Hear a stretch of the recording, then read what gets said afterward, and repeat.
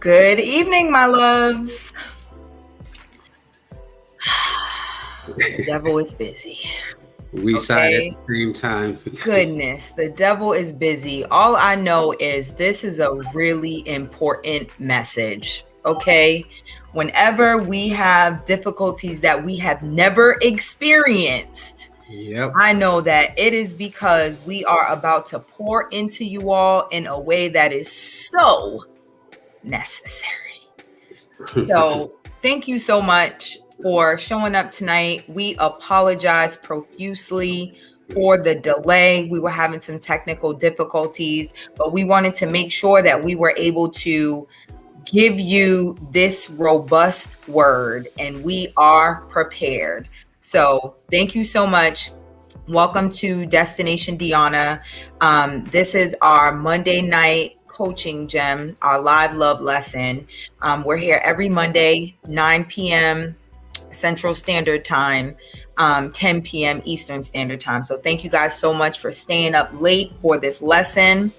I'm doing the intro because that's about all I'm doing tonight. Okay. When I tell you I'm so excited about handing the reins over to my very capable and amazing husband, Coach Will. He is taking the microphone tonight. Okay. And our topic for tonight is the masculine. Oh, I already see. Hold up. Let's get this in order. The masculine management of money. And this is part 2 of our finance series, right? Yep. Last week we discussed what funds got to do with it, which really laid the foundation for why we're having this series on finances. It plays a really important role in relationships, and we know that you all are here because you're either in a relationship and you want to experience love and luxury more abundantly, or you are looking to attract love into your life. So baby, I'm gonna go ahead and pull up the comments if you would like to go ahead and just say your intro. Pamela's here. Hey Pamela. Alice. All right now. You know, our Love Attraction Mastery membership members are here. Oh my goodness, Nicole is here. Hi, Nicole. I've missed you so much. Hey. It's fine. I was late. Can't wait for the message. We love it. Brianna's here. BJ's here. Okay. The fam is here. The fam is here. Absolutely. I'm going to be quiet now. Well, thank you for that wonderful introduction, my dear. And I join you in apologizing for us running late on getting on the live tonight. And we do thank you for your patience and understanding. We truly do appreciate it. As Deanna said, this is part 2 in our series of What's Funds Got to Do with It in our finance series. And tonight's talk is going to be focused towards men and allowing men to, get another tool in their toolbox when it comes to finance and dealing with having conversations in a relationship about finance. And while it's, people who are in a relationship or married are the main focus, those who are desiring that partnership, this will give you some tools to allow the conversation about finance to be a little bit more easier to enter into. So don't feel like this is not for you. You might find some tidbits here for you to look at and go with from there. So I'm going to talk about 5 ways Oh, my intention. Yes. You kind of covered it, so you're good. What are you not doing tonight, baby? I am not giving financial advice that's designed to guide anyone's financial decisions. This is information provided from my knowledge and experience of going through life and desiring to learn more and to do more and be more. So that's what I'm not doing. There's not financial advice for you to make any decisions on. And so we're going to talk about 5 ways masculinity impacts money management. And the first is the influence on financial decision making. I'm going to talk about and kind of focus on some masculine traits that we see normally when it comes to men: assertiveness, risk taking, and all of these things can affect financial decisions. And one of the things I wanted to touch on is self-control. Men are just normally risk takers and aggressive and assertive because that's what we are.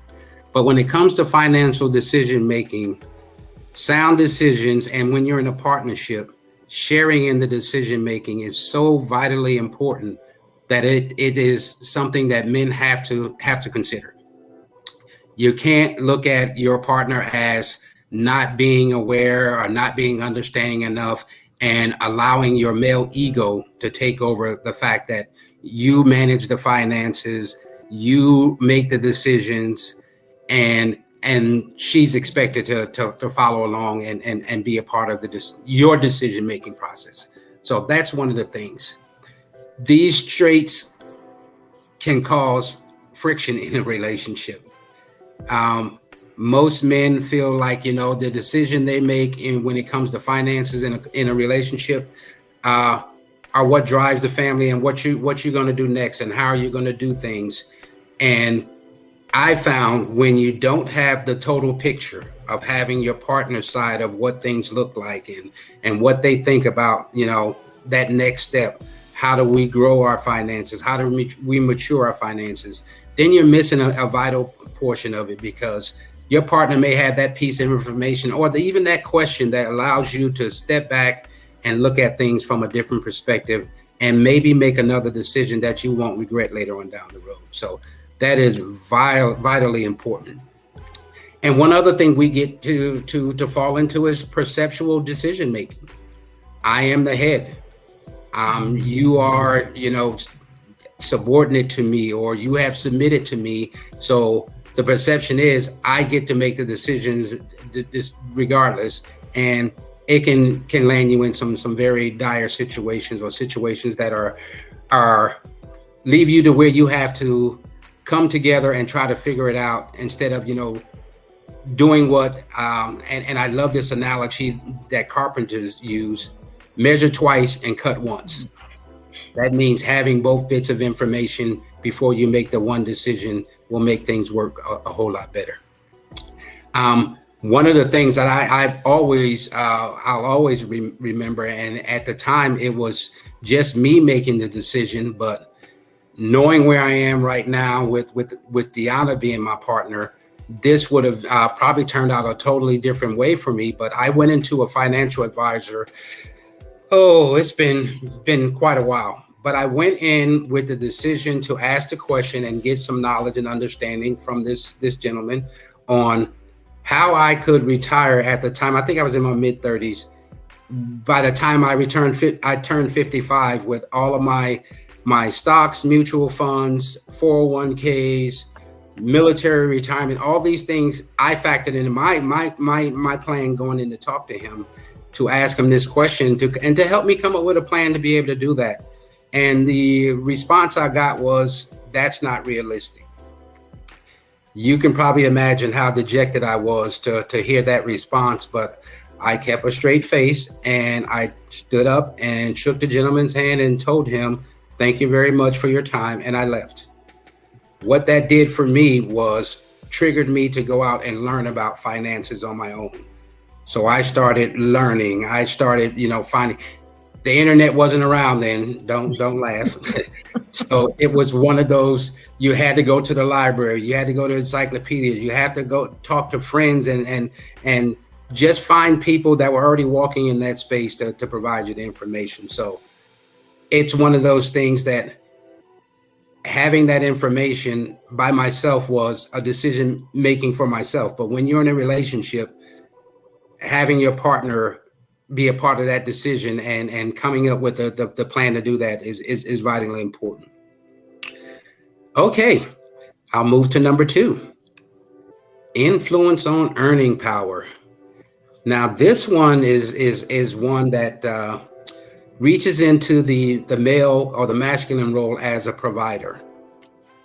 Most men, and I'm saying most of the ones that I've known and I've encountered, and even some who don't know this or feel, positive about it, men are naturally providers. That's what, back in the old days, the woman stayed home, cared for the kids, took care of the home. The man went out and worked and provided.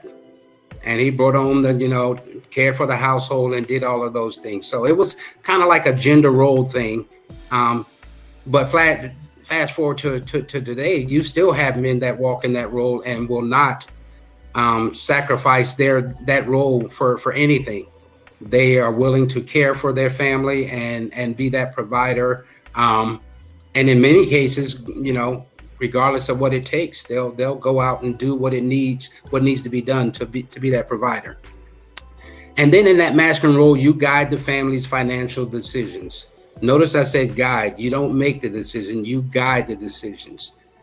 It is very comfortable when a man goes to his wife or his partner or significant other and can start the conversation and bring her into the conversation and maintain that level of self-control that says, I want to share this with you so we can grow together, we can learn together, we can become one on all of this. And it makes for a better way of managing the finances in the family. Any direction and decision-making have to be a shared vision and action plan. It has to be. I see a comment coming through from Nicole. Guide the decision, 5,000%. I like that. My husband manages our money, investment for etc. because he's more knowledgeable, but he never shames me about spending money or needing explanation about what's going on with our money. He's patient and flexible. I love that, Nicole. And that is a true provider, man. He wants you to be happy and not have to worry about anything. But I would bet dollars to donuts that if something came where any of those vehicles of income and finance for you guys was affected, he would in a heartbeat come and talk to you about it and not apply that to what you're doing as far as you're circulating and doing things like that. So that is absolutely wonderful. And that's why it's important to have that shared vision and action plan. As long as you do it together and you both understand it, it's going to make a world of a difference. Are there any questions? I'm going to slow down a little bit and ask if there's any questions about anything in those first two. And if not, we will move on to number 3. And we have time for Q&A at the end as well. Okay. So yep. We want to watch or listen to all of them first. And number 2 flows into number 3, which is communication and financial discussions. It is vitally important, and I'm going to keep using that word because I have just found in our relationship and how Deanna and I have come together that making sure that those avenues of discussion and communication were opened my eyes to how astute and deliberate she was in handling finances. It made a world of a difference for me, and it inspired me to really make sure I involved her in all the conversations we had about finances. even when it comes to me getting opportunities to take on a different client or find another opportunity, I will gather the information, and she knows I will not go forward without at least having her input into what the next step was. And it's usually something I hadn't thought about, or something that she knows that I don't know, because of her travels and her experience. So it's always important to be able to open up those lines of communication. It is nothing wrong with the man leading the discussion, and it is nothing wrong with the woman in the relationship leading the discussion. It has been known, and it happens with a lot of friends of mine that are, in a great situation when it comes to their finances.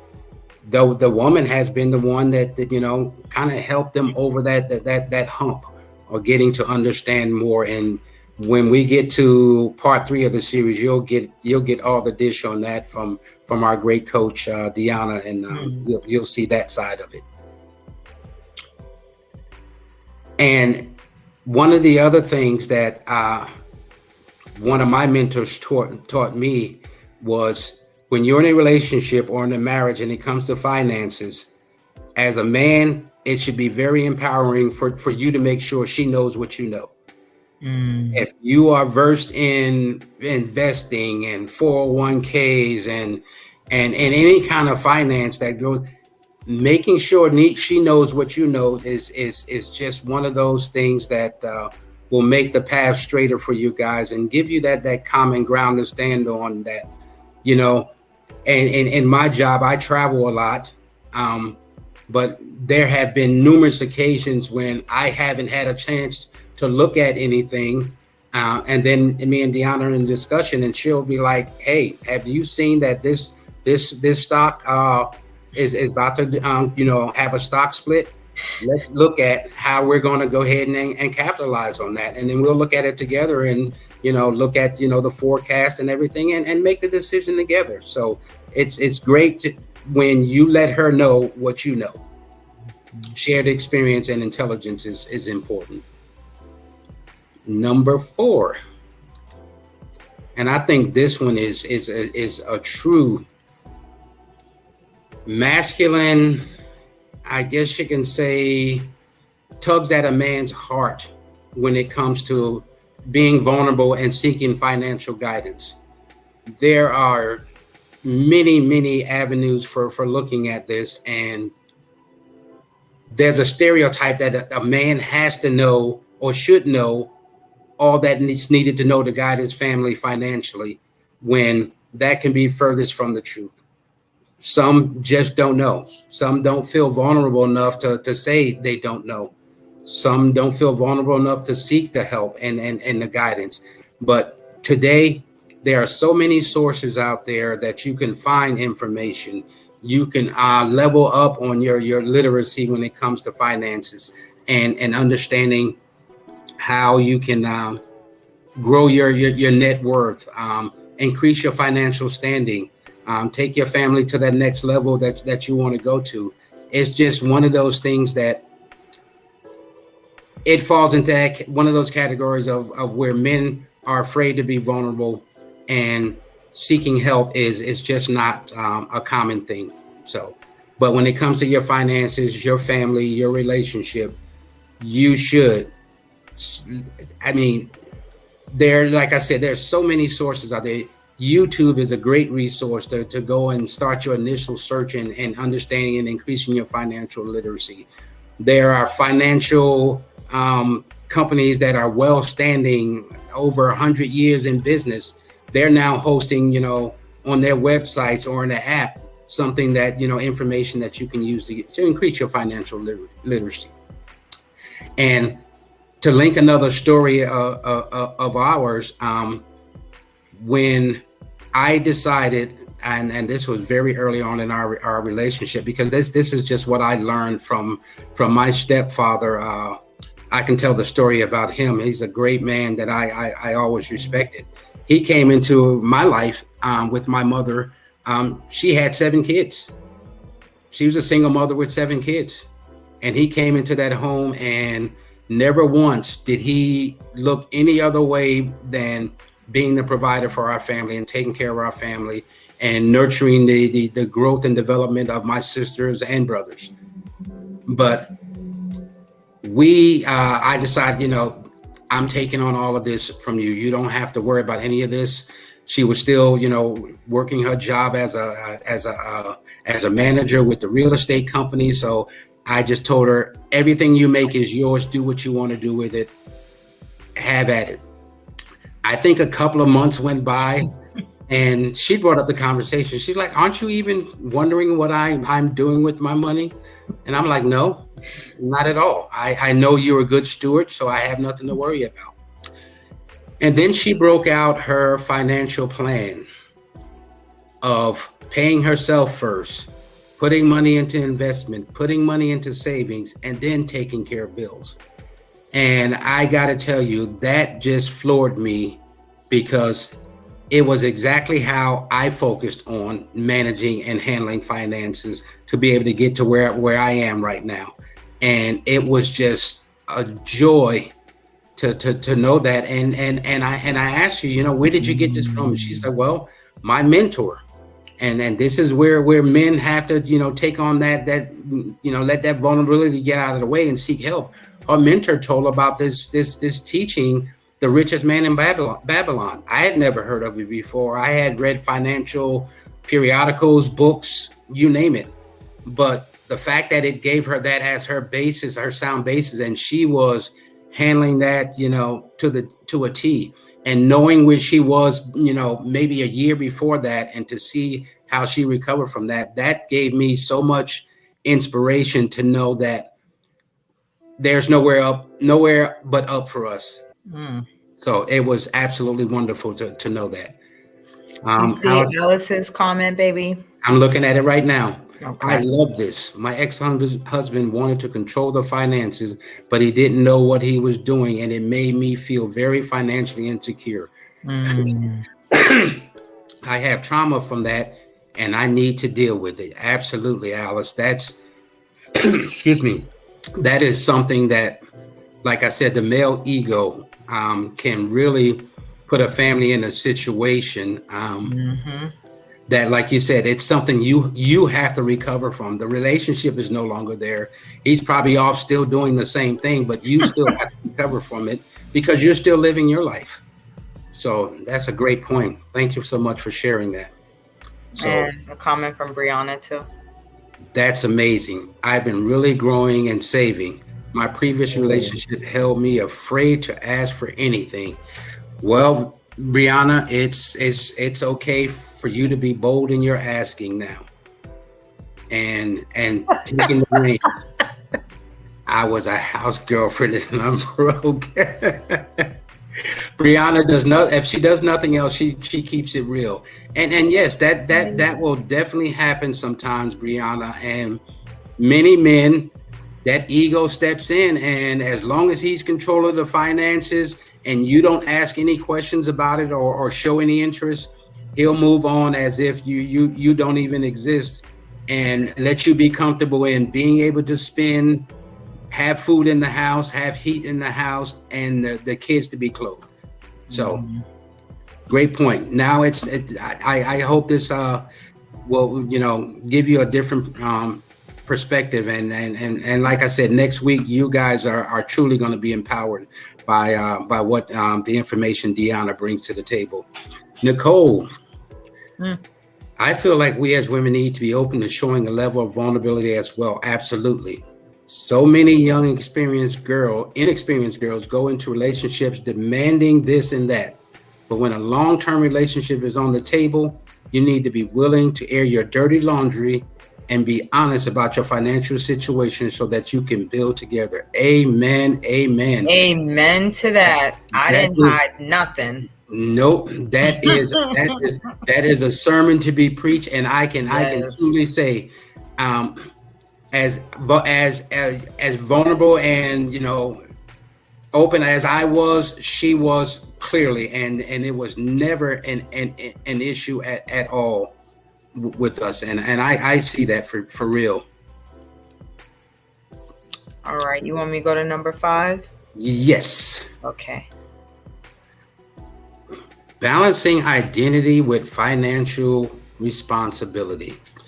And I have to share this because this is a man that I follow his wisdom and his advice. He knows he's no longer here, but his teachings, I've embraced them. Deanna, I've shared with her some of the teachings, but he has this great quote, and he says, "Abundance is not something you acquire; it's something you tune into."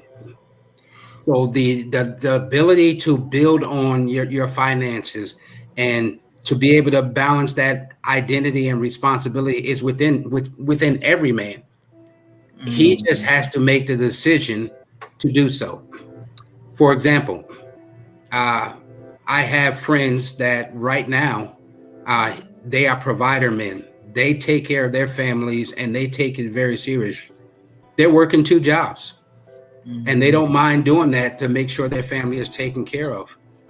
But one of them recently asked me a question about, he's looking at starting a business, and my response to him was, you can start a business, but you remember, don't let go of your financial responsibility for your family. You have to always keep that first and foremost. So go right ahead and pursue your business, but you have to keep your family first. And Deanna and I, we read books all the time, on finance, on romance, on marriage, on relationships. And one of the ones we got was 9 to 5 Millionaire, an entrepreneur. He decided he was taking care of his family as a police officer in Detroit. And he decided he wanted something better. He didn't want to do that. He wanted to do finances. So he got to learn about real estate. But the story that he tells and he sells and he shares with everybody, he made the decision to keep his 9 to 5, and that 9 to 5 helped fund him becoming a millionaire in life in real estate. So he got to the point where what he was doing in real estate made up for the finances he was, bringing in as a police officer, and he was still working at 9 to 5. He no longer wanted to do overtime to earn more money. He just worked his 9 to 5, but it's an example that keeping that identity with your responsibility as a man is absolutely wonderful. I wanted to share another thought before I close this one out. And I got to see this gentleman speak, Dr. Freeman Hrabowski. He was the president of UMBC here in Maryland for a long time. But he was giving a speech to graduates, interns, and basically just, a bunch of people that were going out into the world to make a life. And he said, your thoughts become your words become your actions become your habits becomes your character, and your character becomes your destiny. I see when it comes to men, that's in a nutshell, us embracing how we function, how we communicate, how we care for our family, how we walk in financial literacy and integrity. And if we don't lead our families in that way and take the time to be vulnerable, take the time to learn, take the time to grow, and just be there for your family and communicate with your partner, then that opens doors. All right, we ready for Q&A? Yes, we are ready for Q&A. All right. We have some lots of info and lots of comments. Great comments coming in. Some great comments. I don't know if there's any gentlemen watching live, but I know that we have quite a few gentlemen in the Love Attraction community that will definitely tap in tomorrow. So if you're not a member of the Love Attraction community, our private Facebook group, please join us. because we continue the conversation on in the comments, like later on in the evening or the next day. Like people will start commenting, we'll be going back and forth, sharing even more information. So make sure that you are a part of the Love Attraction community. And if you guys have any questions, any scenarios, anything like that regarding like masculine management of money, speak up. Now is your time. Let me see. Hold on. BJ said, I definitely asked Babe to tune in. I'm at my place tonight. Well, I hope he did. If not, you guys can watch the replay together at any time as well. And Brianna says, I work in a barbershop and I want to get their money.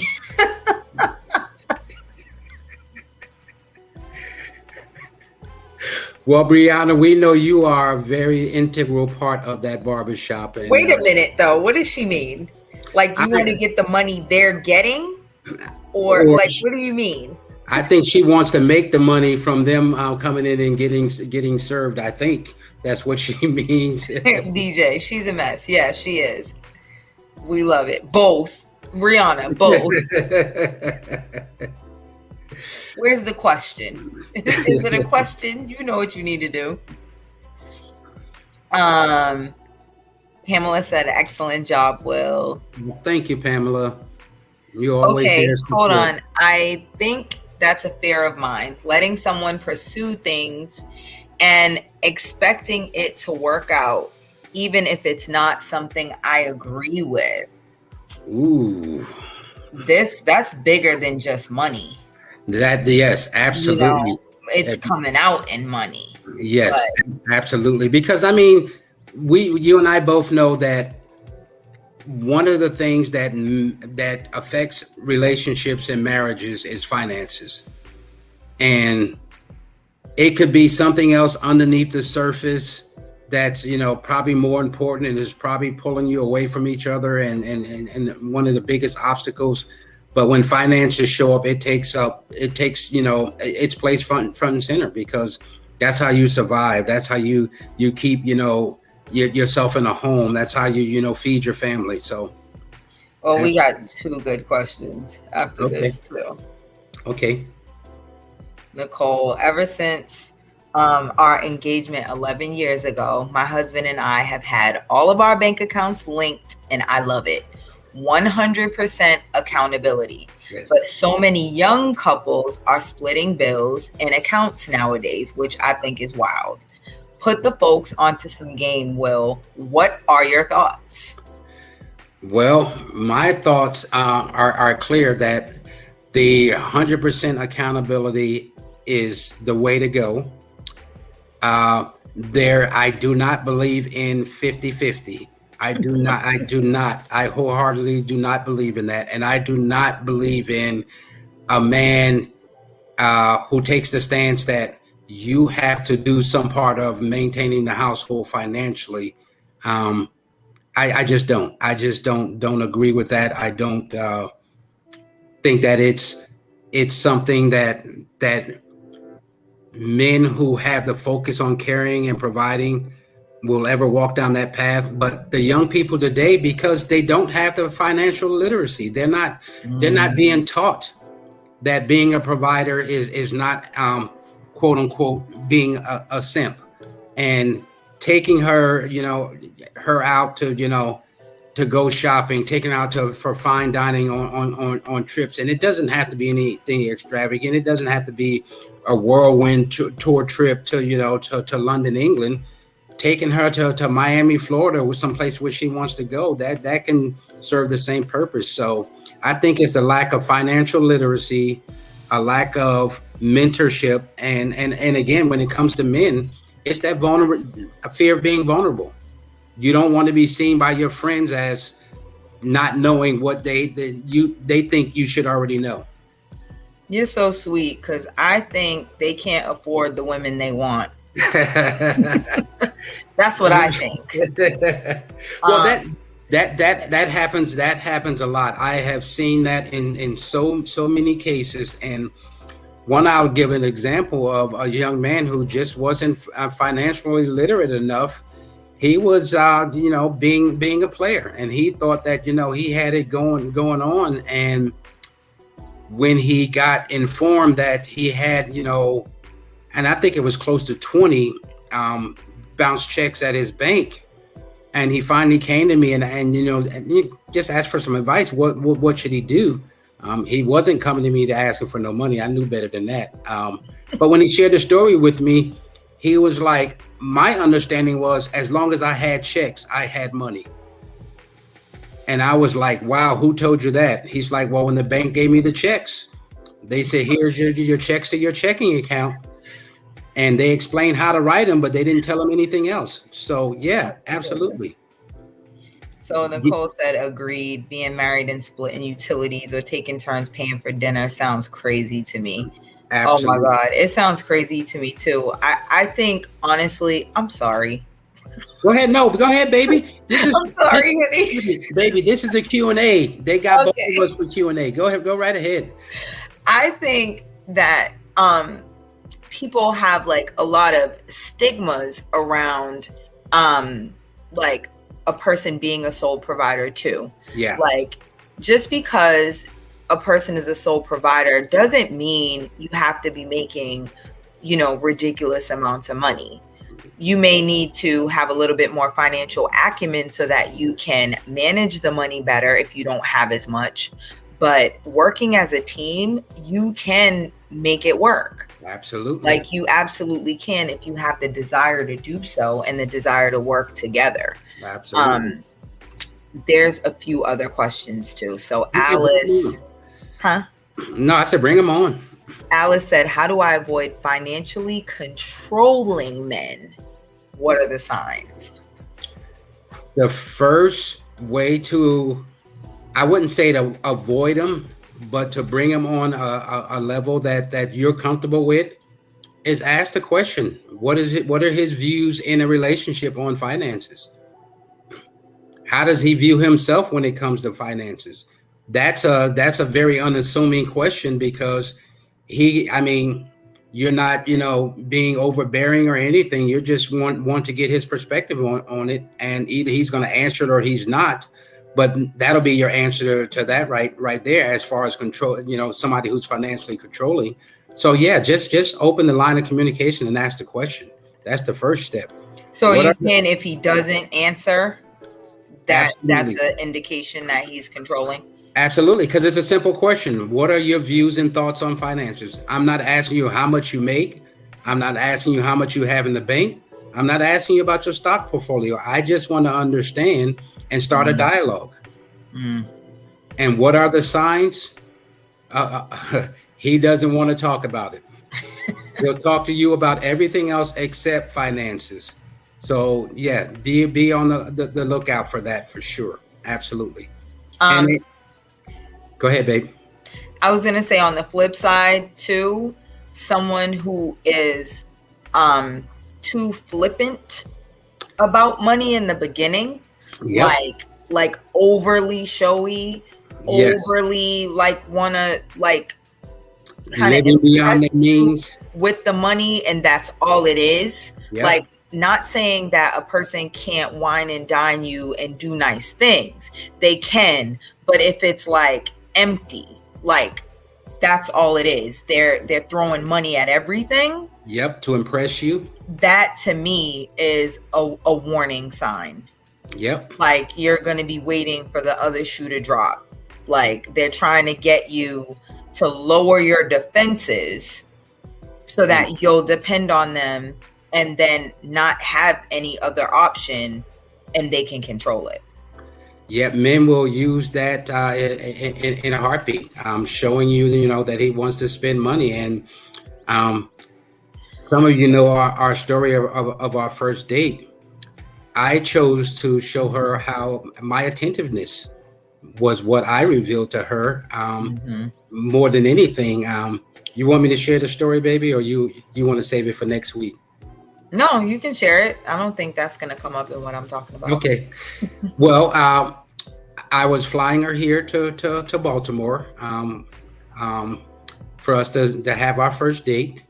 And of course, I told her, I'm putting you up in the suite. No, I don't expect to stay there. I refuse to stay there.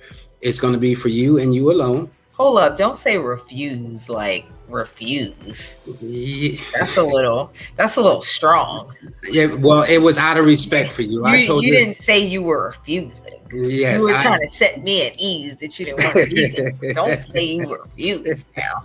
But it was out of respect for you. That was the driving force behind me making that decision.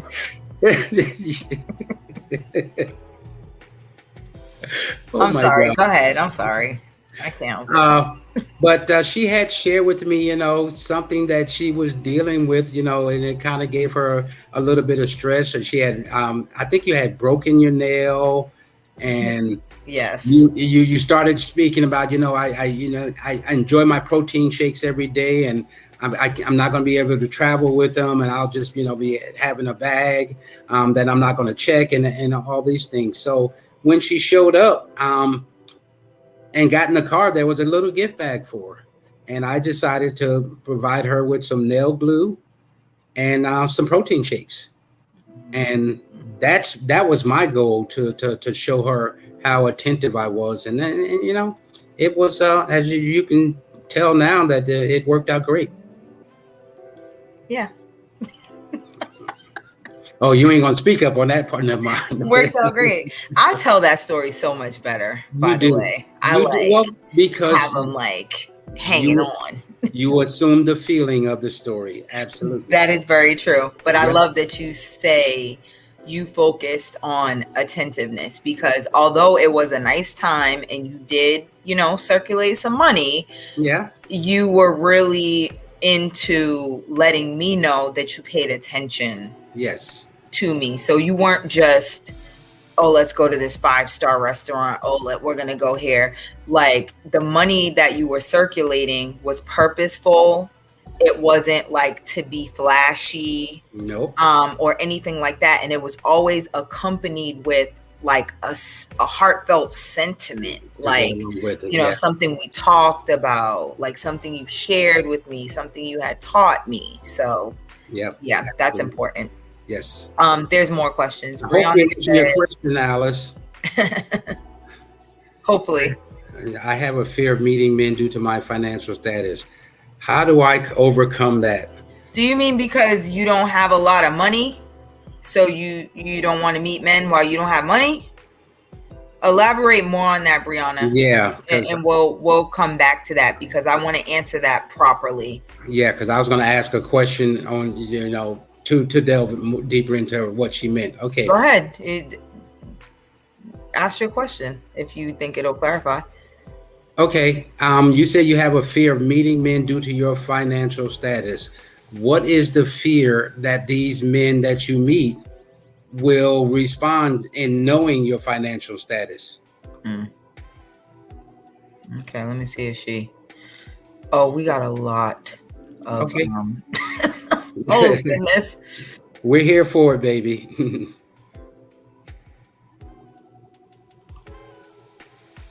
She said, I don't have a lot of money. Oh, girl, that's prime time. I was going to say, let me ask you the question. This next question. Sorry. Why do you feel you need to have a lot of money if you're looking for, or a man is looking to meet you? Ooh, talk that talk. Provider, big provider. So I would say, don't focus on what you have. Focus on your being. Yes. That's what you're going to bring to the table. That's the presence that he's going to see before he sees anything about your finances, your current living state, or anything like that. He's going to see your beauty. He's going to see your how witty you are. He's going to see how down to earth you are. That's what he's going to see first. Yes. If I can't trust you to make the best decisions with your money, it's awkward. People are brought up different, I guess. I mean, yeah, I think that goes into the whole, how are you going to build a life if you're not necessarily in agreement with how you're seeing someone manage their money. So it's really important. I think we covered this last week, like to have the conversations like early. This isn't stuff that you should wait like till after you really like somebody and you've built stuff. Nah, you got to be having these as foundational conversations. Absolutely. And like I said, asking an open-ended, unassuming question about, a general question, it will normally open up, allow that person to not feel offended or feel like, you're delving, and it would open up the conversation. And like I said, if he decides to be flippant about it or doesn't even want to venture into the conversation or changes the subject, then just be leery. So BJ made a comment earlier and she said, now that's where I kind of disagree. I think that what works for your household or relationship works. Don't cut me. Oh no. But, I agree with you. No, totally. But let me give her follow-up, because her follow-up clarifies. She's saying, I don't mind grabbing the tab from time to time, but that's just me. I don't mind grabbing the tab either. I use his credit card all the time. No, sir. Let me stop. Let me stop being funny, guys. Okay. I think everyone loves for someone to treat, so I always look for opportunities like, oh, babe, it's on me tonight. Like, I want to do this for you, or I buy him things all the time, but he is my husband. Yes. I'm sorry. I do not recommend, like, in dating for there to be like a lot of financial investment from a woman. I just do not. Like, it's one thing to show appreciation. I think that should always be present, but showing appreciation, and I am going to talk about this in detail next week when we talk about the feminine flow of money. Mm-hmm. Showing appreciation from a woman does not have to be how a man does it. We have to really get away from thinking how we show up needs to be the same. No, you can be equal without it being the same. Absolutely. Now, I agree with you though, BJ, like whatever works for your union absolutely works. So if you all, you're both big career people and you kind of just pool all your money and you do that works too. There's a lot of couples like that too. They're both high earners, so they manage it like that. I don't think there's anything wrong with, footing the bill for a dinner or something like that. I just think women should be very careful with that when they're dating. Yes. When there's no commitment, when this man does not feel responsible for you, I don't recommend that. Now, when he's made a commitment to you, sure. Why not pick up the tab and get him nice things and show him appreciation from time to time? Yes, indeed. So yes, BJ, you're right on. We getting into the good stuff for your now. family, and I know your husband loves it when you decide, I'm gonna, because I know I love it when she says, oh, I'm treating you to dinner, or I'm treating you to lunch, or I went shopping and I bought you this. Mm-hmm. I love that. Mm-hmm. See, and part of why he loves it is because it ain't happening all the time. No, so let me stop. It happens all the time. He's very spoiled too, trust me. Yes. If the wife makes low six figures and the husband makes 60, should he pay utility bills only? There's a lot of factors here, but go ahead, babe. There are a lot of factors here. I would say if you guys aren't your finances aren't combined, where you have an account where you pay all the household expenses, the mortgage, the utility, the making sure gas is kept in the car, babysitting, daycare, all of this. If it's not in an account that you guys share, I would recommend doing that, because him just taking on one bill, as much as he might desire to do more and be more, that level of responsibility gets comfortable. And as you guys do life together, it'll be a forgotten thing, and it can go on like that for a long time. But if you pull your finances together and have a one account that you pay all the household bills out of, I would recommend doing that. Susie Orman, she had a really good explanation for how couples should pull their money like that when they are like kind of varying in how much they make. And she did basically say, like, you should, if you don't want to put all of it in one account together that way, they should do a percentage. Yes, absolutely. Instead of like an amount or you pay this bill. If you do a percentage, it feels the same for both people. So for instance, if you say, hey, 70% of what we make goes into our household account and that covers the bills. So let's just say the person was making $100,000. So 70% would be 70,000. The person making 60, I'm bad at math, would be 42,000. Yeah. I think it's 70%. So 42,000, right, is what they would end up totally from their money. And that would be their pool. So neither one of them, it's not like, oh, the person making 60 needs to put all of their money and the person making 100 wouldn't be putting that much because, you know, they make so much more. It's like if you both agree on a percentage, then you're equally giving and so there's lots of different ways that you can break it up. Absolutely.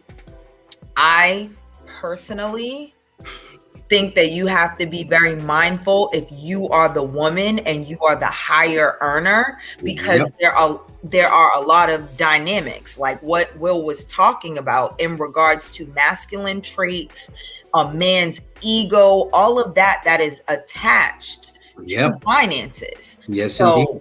All of this sounds great, and it's like, oh, I'll put it in an account and all of that. You really have to have some heart-to-heart conversations about where you stand regarding money, how you're going to break things up, and how it's going to be a partnership, and how even though it's not the same amount, it is equal, and we're equal partners, and we make equal decisions and all of that, and no one person is higher or lower. Yep. I mean, I have friends in that situation, Kiki, that I mean, and they make it work. They make it work by doing that very thing. Some of them are the women are CEOs of the company that they run together, and of course she's the higher earner. But they pull their finances together, pay everything from one account, and you take your whatever allotment you have to do what you want to do with it, and he does as well. Yeah.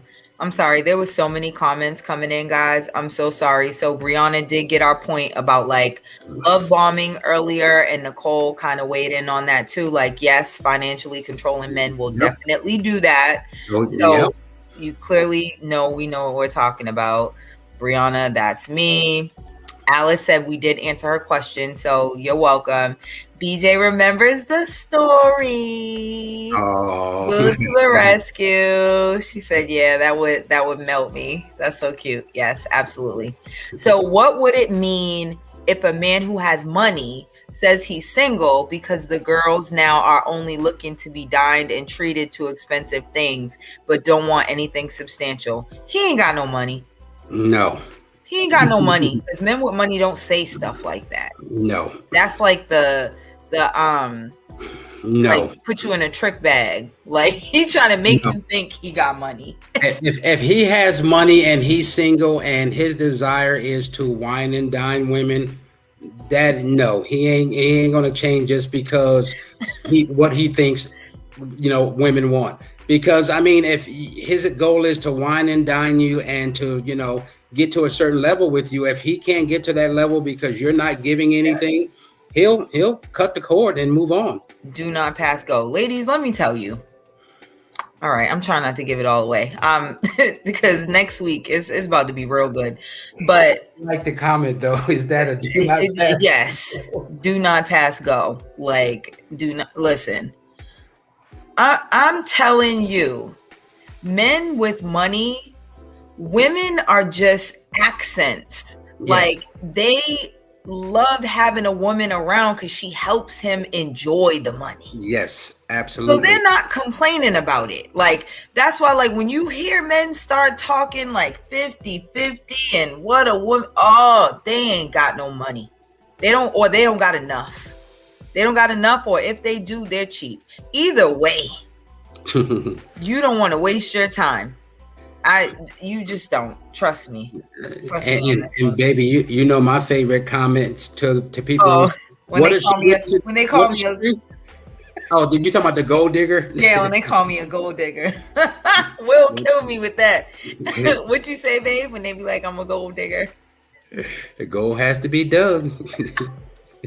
That's the bottom line. And the ones that say, what does she bring to the table? She is the table. Right. So don't ask that question. Don't ask that question. It's like, oh my goodness. That's why I don't even engage in those conversations anymore, because I'm like, people who have money don't talk like that. Nope, not at They all. don't talk like that. They don't say things like, oh, a man is a simp. They don't down talk a man for wanting to take care of a woman. They don't do that. They just don't, because they already just assume the responsibility for a woman. That it just makes sense to them. So, Yeah, absolutely. And I can tell the one story, and I haven't talked to this guy in ages, but he was a sanitation worker. He had been doing it for close to 15 years. But you know what? He had him and his wife and his 3 kids in a beautiful home in an exclusive neighborhood, and they're both driving luxury cars. You would have never known. never known it. But he knew how to manage his finances. So what he was making more money for him in investments and just little online, work from home jobs. He was just doing these little things that add to their net worth, and they're living the life they want to live. Yeah. Yes, BJ, big provider. And Brianna, that's exactly why Will pointed out, like, it is about your being. Yes. Right? One of the things that I learned from having Will in my life, who I didn't have to ask to provide, I didn't have to prove my worth for it, nothing Nope. like that. It just was in him. Like, he came like that.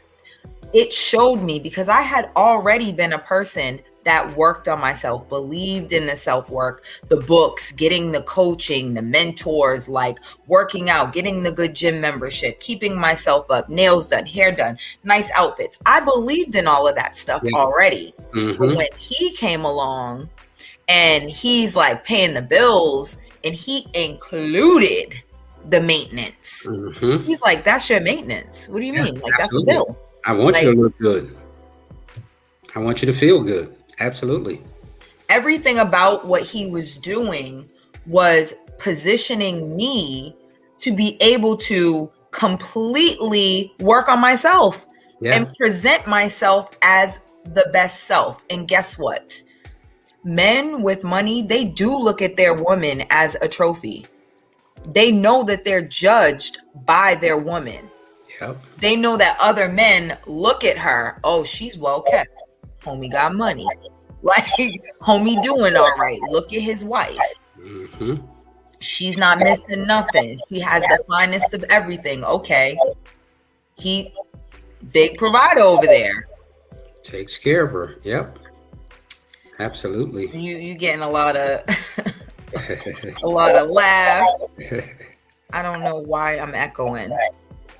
I don't hear an echo. I do, but either way, I'm not gonna apologize anymore, Brianna. Thank you so much. I pride myself on telling you all the truth that you're probably not gonna hear anywhere else. Absolutely. It's so necessary. It is absolutely necessary.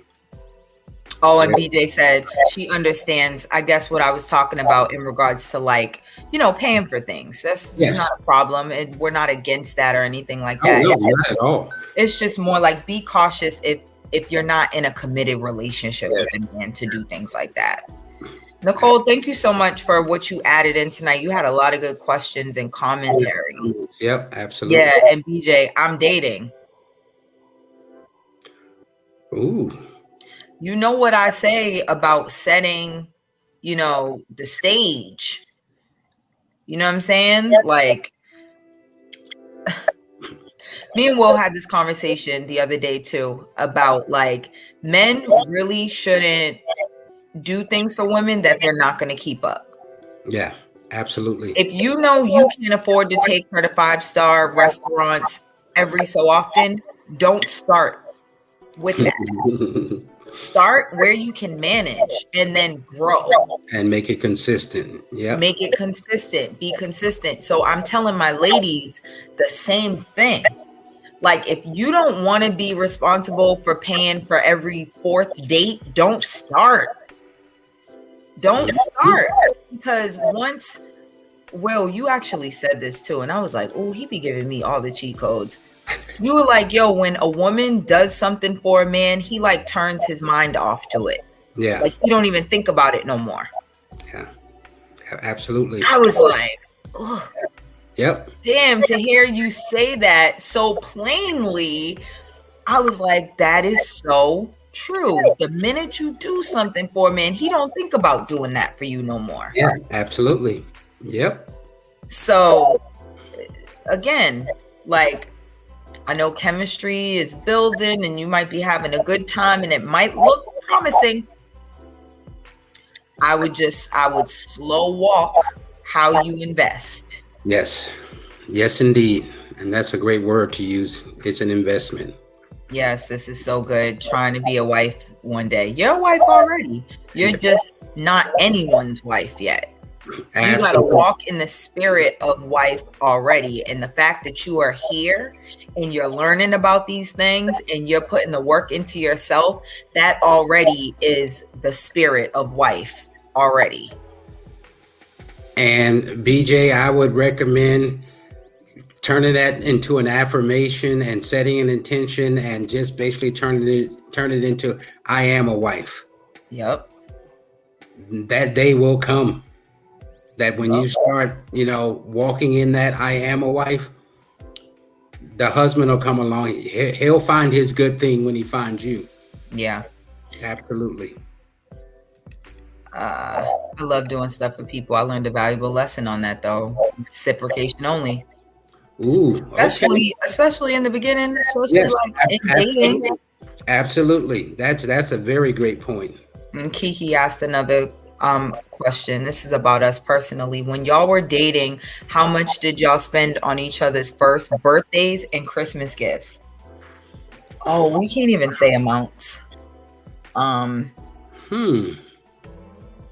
My first birthday was my royalty retreat.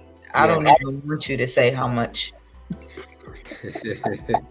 It was a good amount, though. I threw a retreat for my closest friends, and we rented out this like mini kind of mansion house.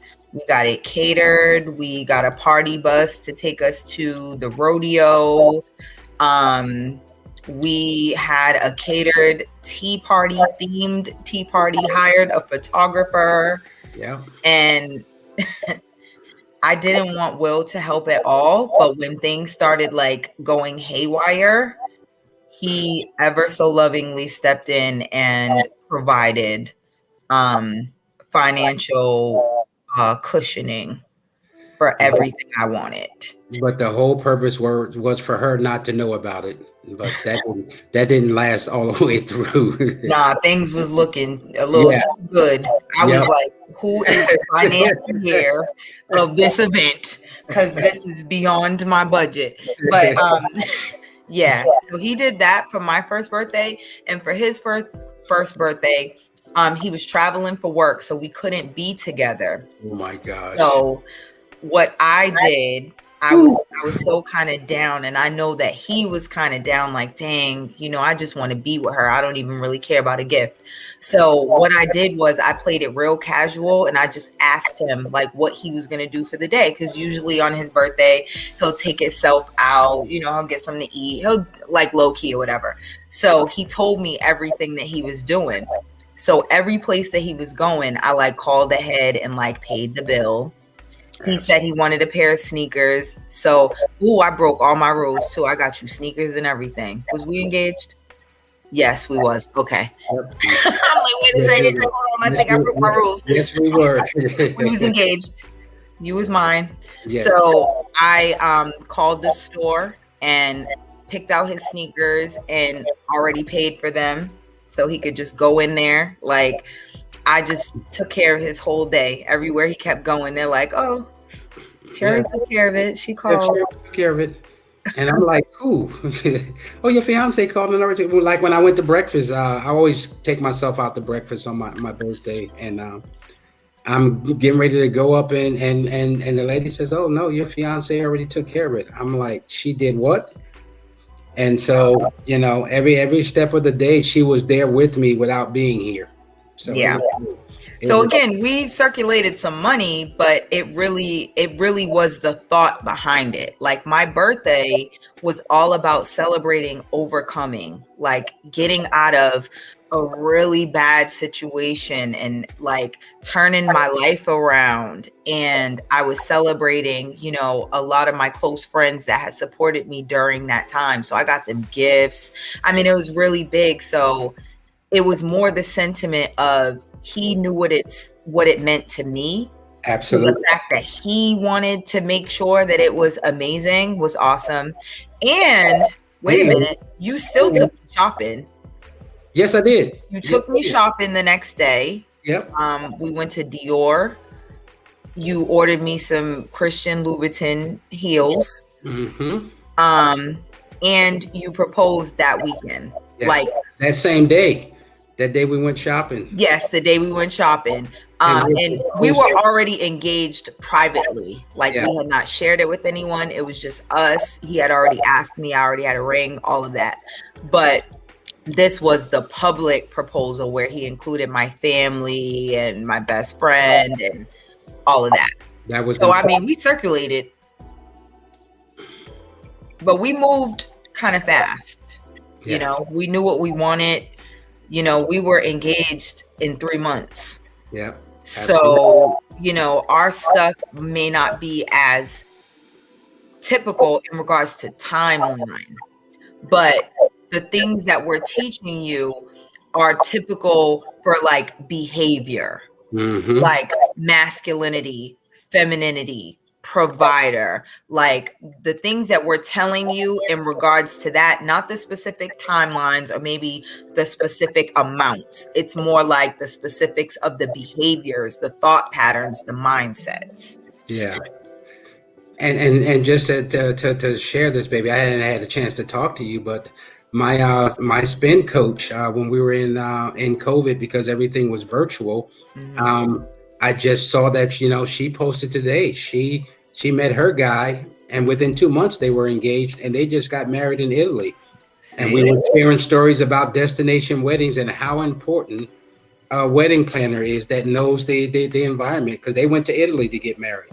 And they were together for 2 months. Yep. 2 months. 2 months. Listen. Absolutely. Yeah. I ain't saying everybody should do it in 2 to 3 months, but I'm saying if you properly vet and you do your homework and you know what you want and you've worked on yourself, it can move that fast if you've done all of that. Now, if you're going into something unhealed, not doing your own work, not sure of what you want, not having boundaries to uphold, and you're kind of willy-nilly in it, no, I don't recommend that. Yeah, absolutely. Yes, a lot of you are saying like percentages are good. Yep, absolutely. It impacts the income the same. Even if it isn't equal. Yes, Brianna. Absolutely. That's the point. Yeah. Nicole said it all comes down to trust. Joint accounts only work if you trust your partner to respect the financial plan and not take advantage. Absolutely. That is so Huge, That is because so huge, because I know so many men that have decided to pull from the family finances to buy a PS5. And my only question to them is, really? And then they ask me a bunch of questions about what I mean by really. I'm like, did you need that? No, but I like playing the game.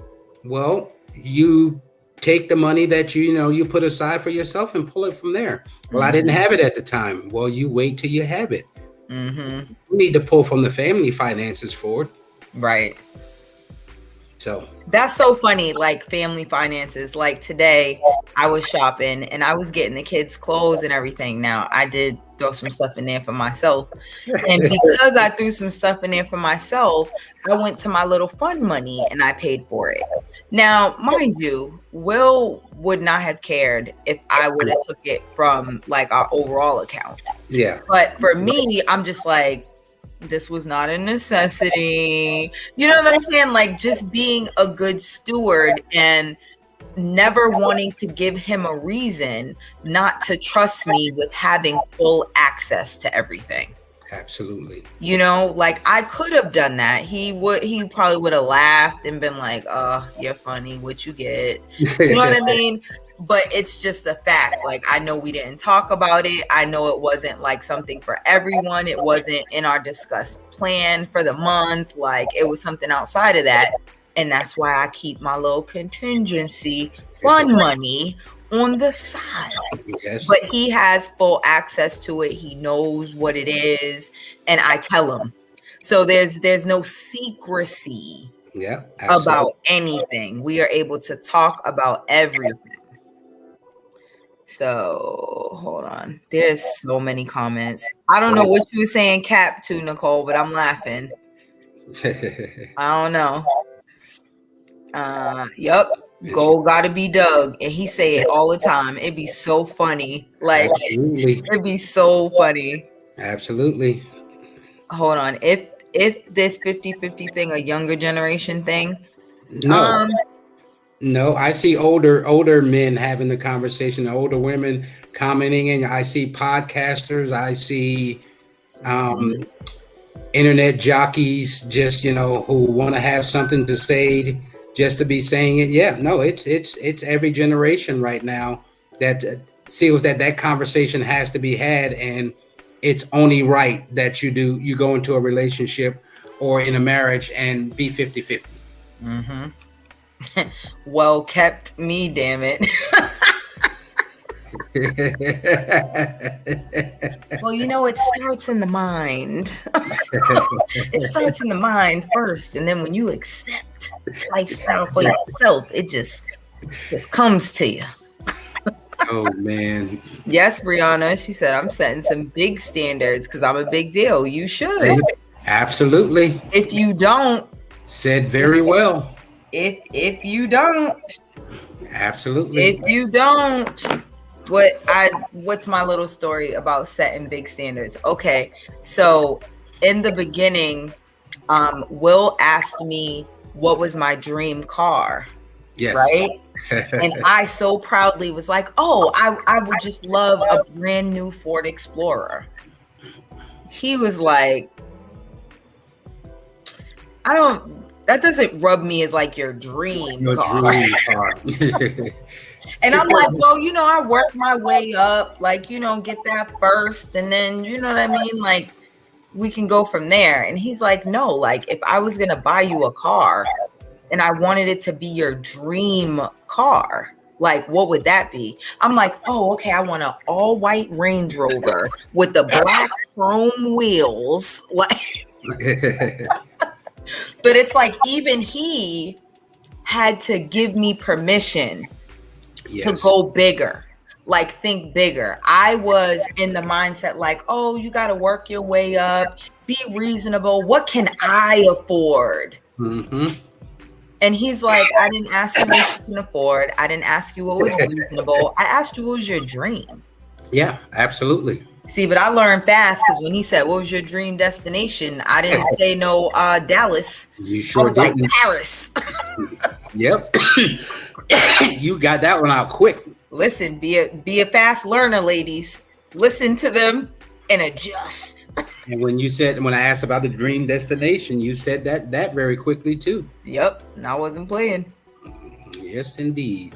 Hold on. All right. A lot of y'all are just saying stuff with the conversation, and I want to make sure I don't miss anybody's question. So it's not that it's not important. I love the conversation and stuff. Okay. Yep. Everybody manifesting the best version. Yep. I love Hold on. What did Brianna say? What I got from this is that I should just ask lovingly. Closed mouth don't get fed. Yep. It's in the asking. It is in the asking, and it's all about how you do it. Mm-hmm. And that's why we're gonna cover that next week. The feminine flow of money. We are going to talk about our strong suits, right? Our natural abilities that we need to tap into, and how we need to leave behind these masculine traits, these struggle mentality, these limiting beliefs, and get into the feminine flow, like the flow of it. It's easy. It's relaxed. It is not hard at all. You really just have to tap into it. And I'm going to talk about that because I want us all to be living a life of ease, experiencing love on this level where it doesn't involve struggle. It doesn't involve mistrust. It doesn't involve you feeling less than. It doesn't involve you feeling like what you want is too much. None of that. Like, bye to all of that. Yep. I feel like I'm watching parents talk about their younger years. Don't be aging us. Yep, dream car. Hold on, when Nicole say, when Greg bought me my Audi cash. That's what I'm talking about. Now see, imagine if he asked and you're like, oh, a Toyota. Yeah. Yep. Core memory. You'll never forget it. Listen, Yep. I've already envisioned my Range Rover. I see me in it. Mm-hmm. Absolutely. Trust me, y'all will hear it. Oh, y'all ain't gonna hear shit else. Yes, I'm about to be making so much money. How about you're about to be attracting so much money? Making sounds like doing. Making sounds like doing. I'm so much more into like money flows to me effortlessly in large amounts. Yes. You know? Absolutely. I am. But we can start with that for you, Brianna. I'm sure that was a big deal for you. So we'll start there. Yes. You're about to be making so much money. She can say I am making so much money. Hello. And let it be so. Yep. There we go. She said, I'm finna be unstoppable. You're already unstoppable.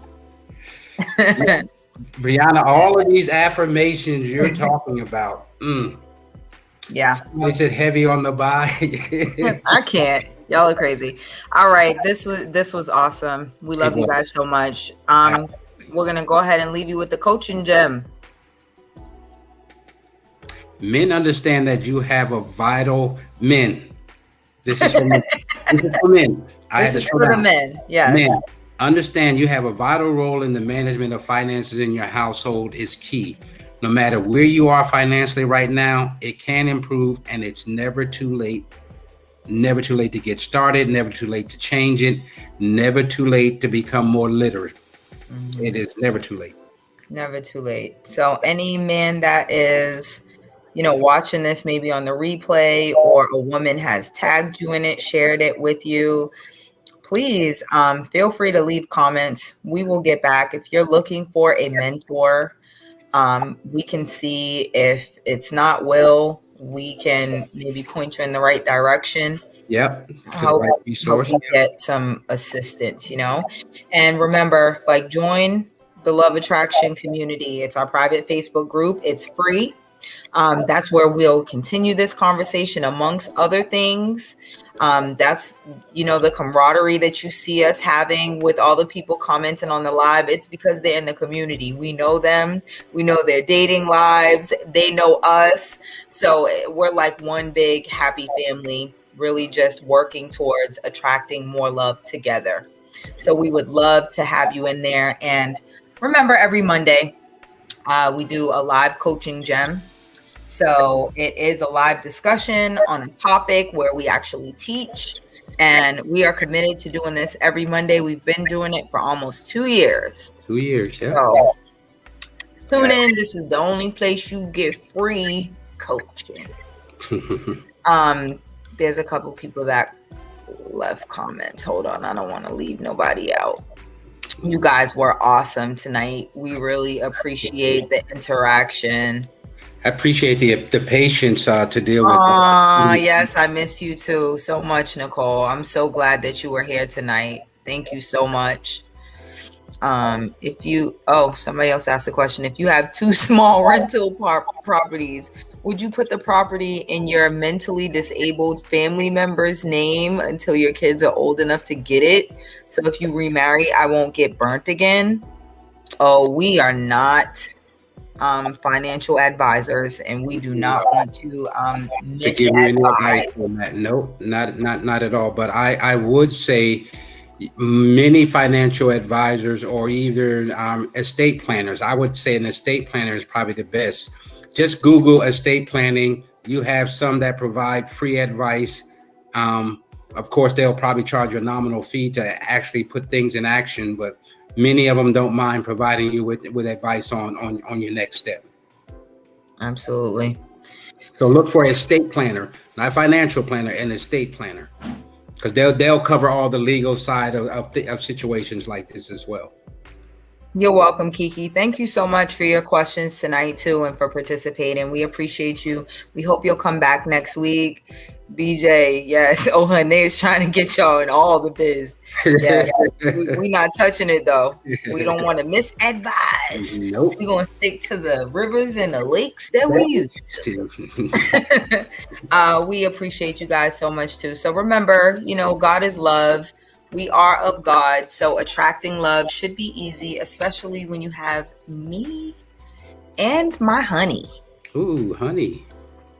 Thank you, honey. Keep the honey in the moon. That's what we do. That's what we do. All right. Love you guys. See you next week. Bye, everyone.